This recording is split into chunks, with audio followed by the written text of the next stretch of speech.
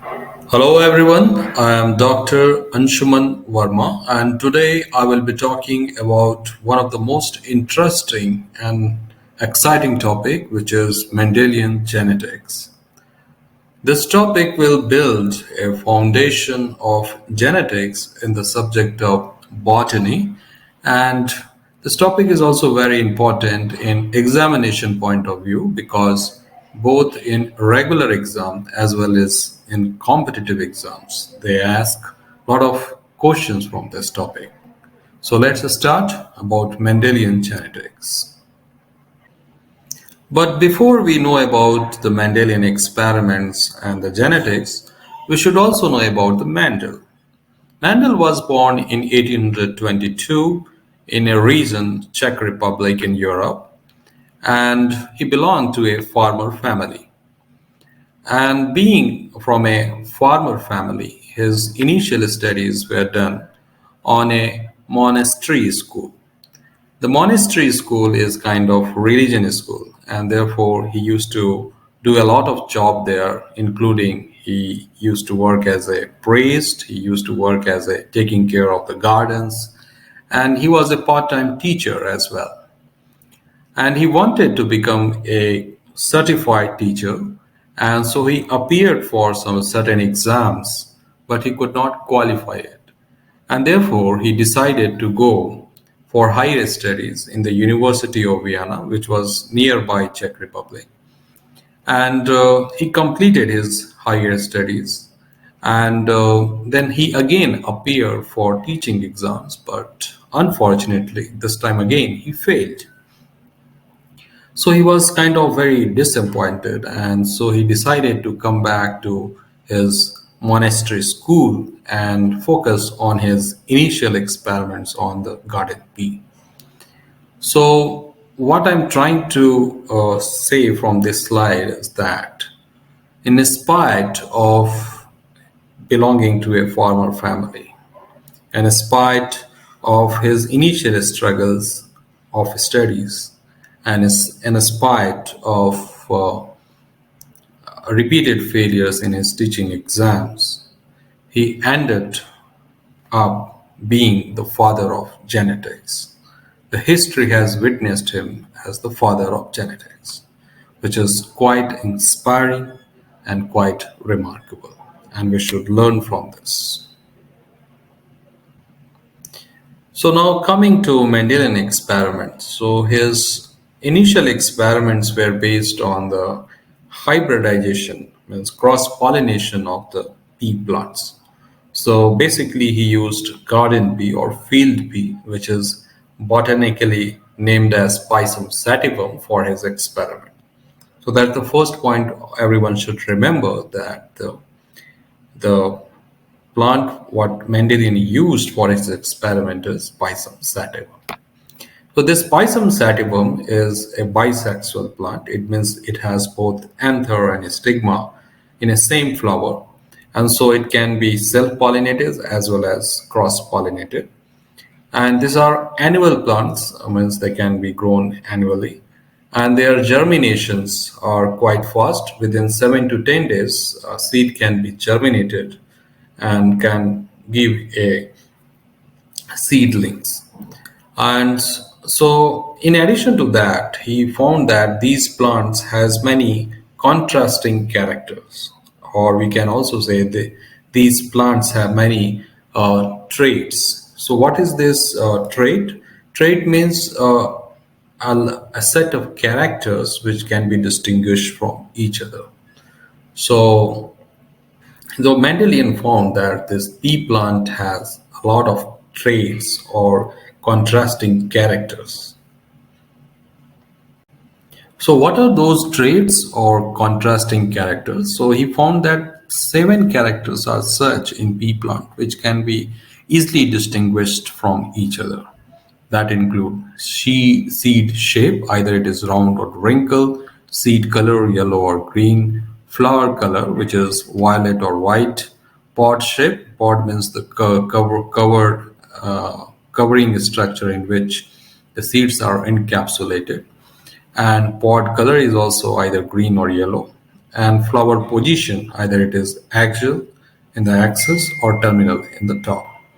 Or the main features which can be very easily distinguished is the height. Some pea plants are very tall and some are short.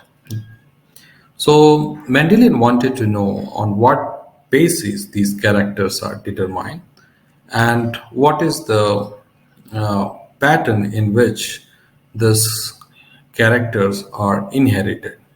So when a male plant is pollinated with female plant, they give rise to a fruit, and fruit in this case is this pod. And when this pod is consists of seed, and when they are germinated, they give rise to another plant which is called offspring. So he wanted to know that on what basis this inheritance among the offspring is determined.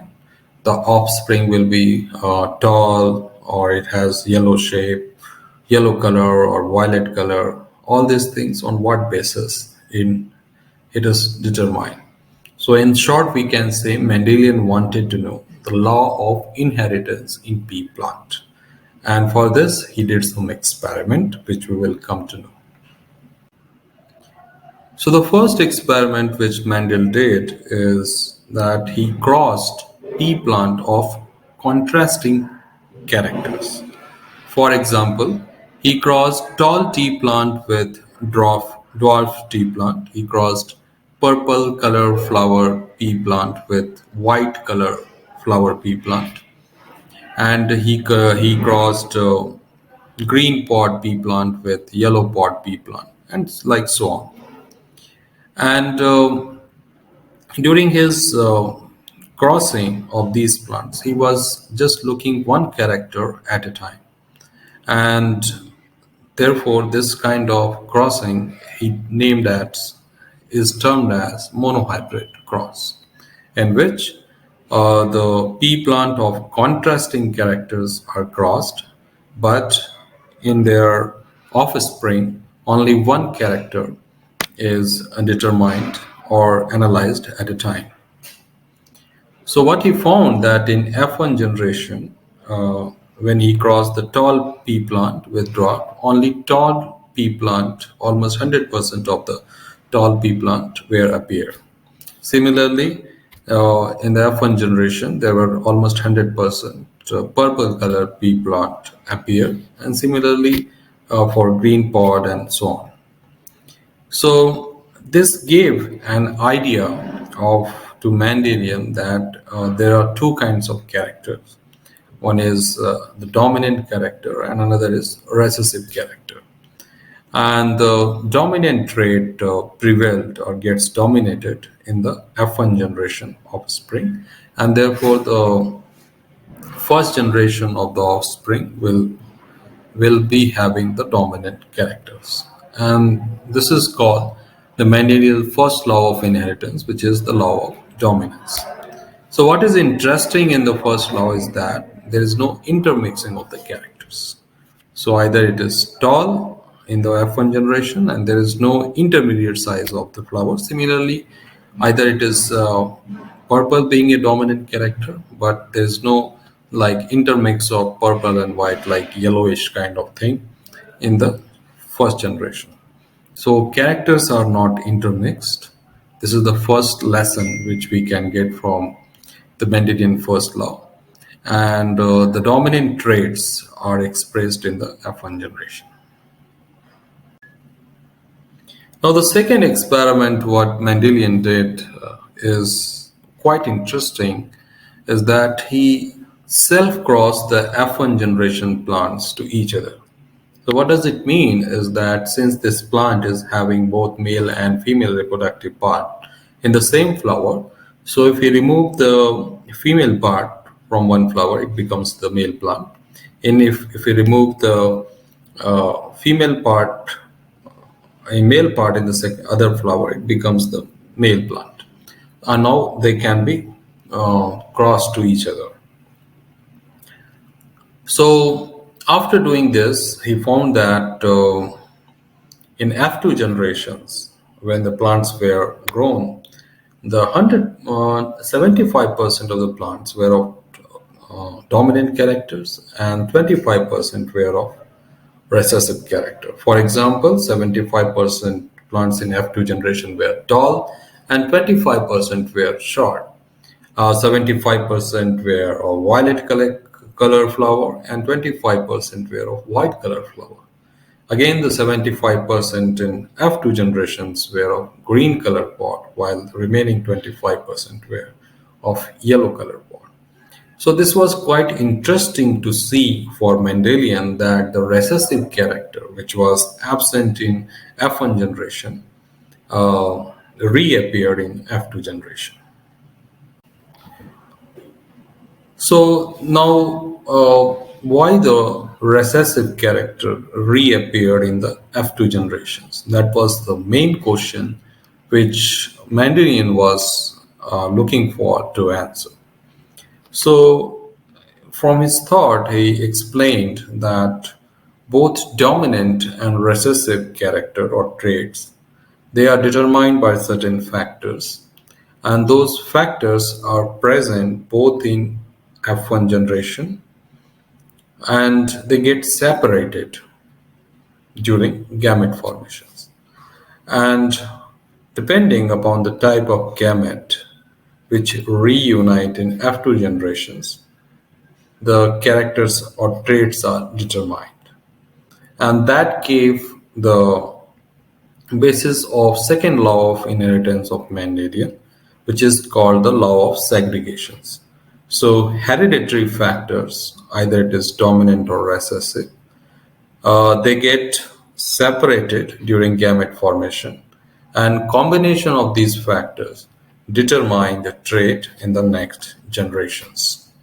So that is the second law of Mendelian, which is called law of segregations. So law of segregation is nothing, is the segregation or separation of factors determining the character or trait. So the next experiment what Mendelian did is known as the dihybrid experiment or dihybrid cross. So what he did in this experiment, he crossed pea plants with two contrasting characters. So for example, he crossed tall plant with purple flower with a short plant with white flower. And he was looking for the inheritance of both two characters together in the progeny. So what he found that in F1 generations, all the plants were of dominant characters, both the dominant characters. So this was similar to his initial experiments of monohybrid cross, where the first generation plant were of the dominant character. But now when he crossed the F1 generation plants to each other, so in F2 generations, means next generation, he could found different combinations of traits. Though 56% were similar to the dominant trait, which is tall and purple, and 18% of the plants were of new combinations. That is, they were tall, but this time they had a white flower. And similarly, another 18% had a new combination that they were short, but they had purple flower. And remaining 16%, they were having the parental character of recessive trait, that is the short plant with white flower. So this gives the ratio 9 is to 3 is to 3 is to 1. Means this time the plants in the F2 generations were in the ratio of 9 is to 3 is to 3 is to 1, where 9 belongs to the ratio of the dominant characters of both the contrasting character. The 3 belongs to the new combination in which one is dominant, another is recessive. The 3 again belongs to the recessive as well as dominant character, and 1 belongs to the both or parental recessive character. So this was quite interesting and again fascinating to Mendelian. So what he saw in this is that in addition to the recessive character appearance in F2 generation, there are certain characters which are like a combination, new combinations. So this led Mendelian to give the third law of inheritance, which is law of independent assortment. So what is law of independent assortment? It says that the segregating factors which determine the trait, they segregate or separate independent to each other. So that's why it was possible that the tall and purple could separate from each other, right? If this tall and purple, if these are the factors which determine the dominant character, which is unseparatable, means they can't be separated. A new combination of tall and white could not have been arrived. Or similarly, a new combination of purple and short would have not been arrived. So it means the factors which determine the characters, they separate from each other independently, and that is what is called the law of independent assortment. So after Mendel gave the law of inheritance as law of dominant segregation and independent assortment in 1800s, in 90s a lot of studies were done on DNA. The structure of DNA was discovered in 1953 by Watson and Crick, and a lot of advanced imaging technologies and fluorescent-based technologies came, which allowed the sequencing of DNA and determining the pattern of DNA and structure of genes or gene sequence. All things were very clear to know. So in modern science, what we know is that the Mendelian, which he was talking about, the trait determining factor, is nothing but gene. So the Mendelian factor has nothing but gene. And each gene determine a character that we know. And these genes occur in pairs. So for your information, one should know that in most of the cases, the genes occur in pairs, and these alternate form of the gene are known as allele, and one of the allele can act as a dominant and other allele can act as a recessive, and that determine the genotype. But what kind of allele you have in your gene, that is your genotype. Now the two pair of genes, or the two alleles, they are located on two homologous chromosomes. And during formation of gamete, the diploid cells become haploid, right? So that there is a separation of homologous chromosomes during the gametogenesis process. And therefore, there is a separation of allele in the gametogenesis process. So that's what the Mendelian was talking about, the law of segregations, that these allele or factors get separated during the formation of gamete. Now, and in Mendelian's case, all these seven traits, gene or allele, they were located on the seven different chromosomes. And when the Mendelian performed his dihybrid experiment, he could get a new combinations, and then he could conclude that the separation of these allele, they are independent of each other. Means they can, what combination of all this allele on seven different chromosomes, what in what combination they can get separated, that is independent of each other. So they suppose there is 1, 2, 3, 4, 5, 6, 7 from one side, and 1 dash, 2 dash, 3 dash, 5 dash, 6 dash, 7 dash in other side as the two allele.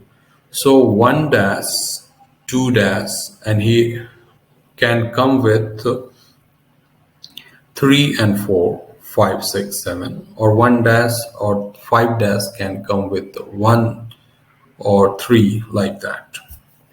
So I will explain it more clearly when the question comes. So the basic idea is that the alleles which are located on different chromosomes, they get separated from each other, independent of each other. So now we come to know that what are alleles and what are the Mendelian factors, where are they located. So now we are more able to find and explain what had actually occurred in the Monohybrid experiment. So these are tall plants. There are two alleles, capital T and capital T. And these are short plants. There are two alleles, small t and small t. And remember, these two alleles are located on two homologous chromosomes. So during segregation, this will form a capital T and capital T kind of gamete, and this will form a small t and a small t type of gamete. Now, the capital T and of gamete will combine with a small t of gamete, and therefore all the offspring in the F1 generations, they have tall capital T and a small t genotype, which is again a dominant genotype, and that's why all the plants in the F1 generation were tall. Now, when he self-crossed these plants, means capital T and small t were crossed with capital T and small t. So these are the formation. This plant also formed two types of gamete, capital T and a small t, and this plant also formed two types of gamete, capital T and small t. Now, the chances are there if the first gamete fuses with the second gamete, it will have the capital T. And if this gamete fuses with this gamete, again it is capital T small t, and this gamete fuses with this gamete, it is small t and a small t.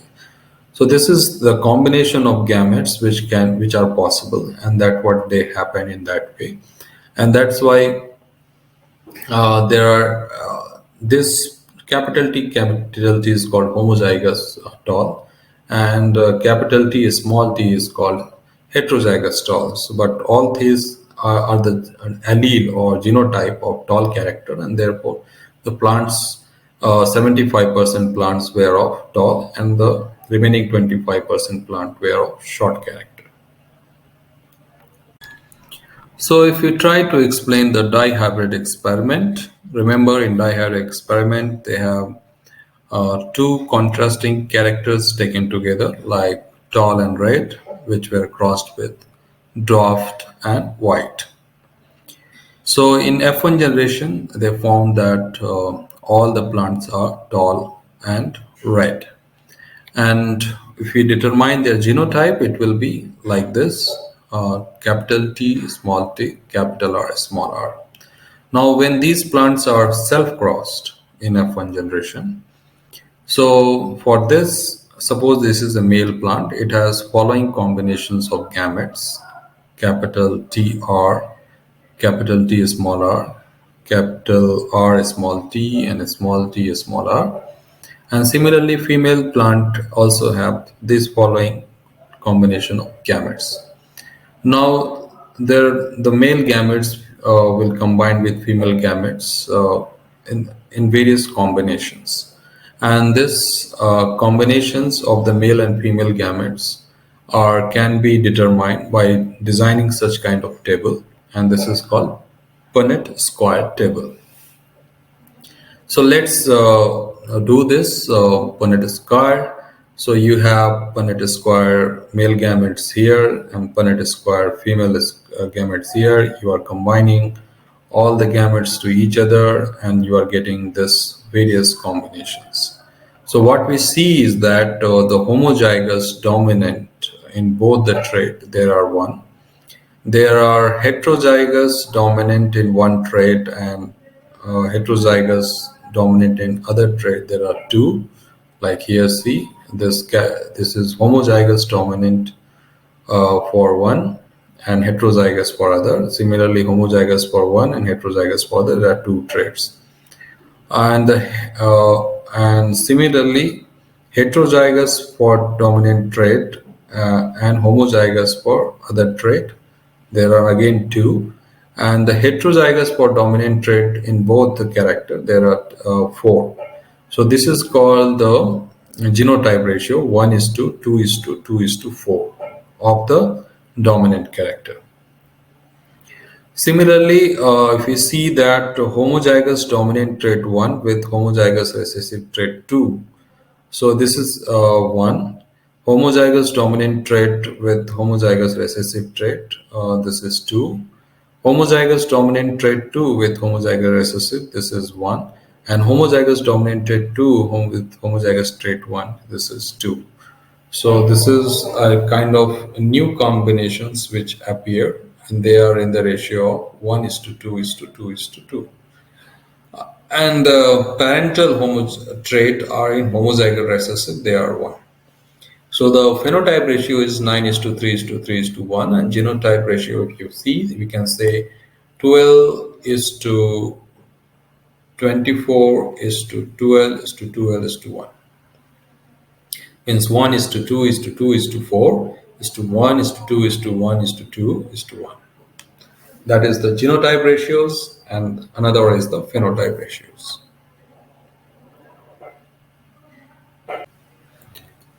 So now we will summarize our learning. So Mendel was the father of genetics. He gave the three laws of inheritance: law of dominance, segregation, and independent assortment. Law of dominance talks about the alleles, segregation talks about the gamete formation, and independent assortment talks about the independent sorting or separating of alleles located on chromosomes, different chromosomes, during the gamete formation. And there were two kinds of experiment done: monohybrid and dihybrid. In monohybrid, one character was taken care for their analysis in subsequent generations, and he found the phenotype 3 is to 1 and genotype 1 is to 2 is to 1. And in dihybrid cross, we had phenotype ratio as 9 is to 3 is to 3 is to 1, and genotype ratio was found as 1 is to 2, 2 is to 4, 1 is to 2, 1 is to 2, and then 1. So this is what you have to remember in your mind, and each genotype, what does it represent in terms of phenotype, that also you should know. So let's define certain terms. Trait, as we know that trait are nothing but a set of characters which can be distinguished from each other. Hereditary or inheritance, it is the passing of parental character to the offsprings. Genotype means it's genetic character or genetic allele type. Phenotype is the physical character or which as a result of the genotype. Allele is nothing, is the alternate form of the genes located on homologous chromosomes, and or the genes occurs in pair, and one occur at one homologous, other occur as another homologous, so that is allele. Monohybrid cross, when we consider one character at a time to analyze its inheritance from the parent to the offspring. And dihybrid is when we characterize or check two characters at a time from the parent to the offspring during inheritance. Similarly, it may be trihybrid or quarter hybrid also. So now we will just deal one question, which is a textbook question. So what it says, that a Mendelian experiment consisted of breeding tall plant bearing violet flowers with short pea plant bearing white flower. So what we see, that a tall plant with violet, which is a dominant character, is with short plant with white flower. That's fine. The progeny all bore violet flowers, but almost half of them were short. So that is a new character they are showing. They are showing here that they have violet flowers, which is a dominant character, but again, they almost everyone was having short character. This suggests that the genetic makeup of the tall parent can be depicted as. So, the what can be the genotype of the two parents if such progeny with violet and uh, short height flowers are in the offspring. So definitely, if we cross double T and T T W W, there's not going to be any drop plant. So this first option is gone. Similarly, in this, the tall, there is no small t combinations if we appear. So this is gone. Now for short, we always need a small t. So in this both option, there is a small t. But for being a purple, we should never have a small w, because if the small w is there, there are chances of having white flower. But in this, they are saying that all the progeny were short and have the purple flower. So the right answer is C. So if this genotype is crossed to each other, means the parental father, male and female has this genotype, 100% there will be a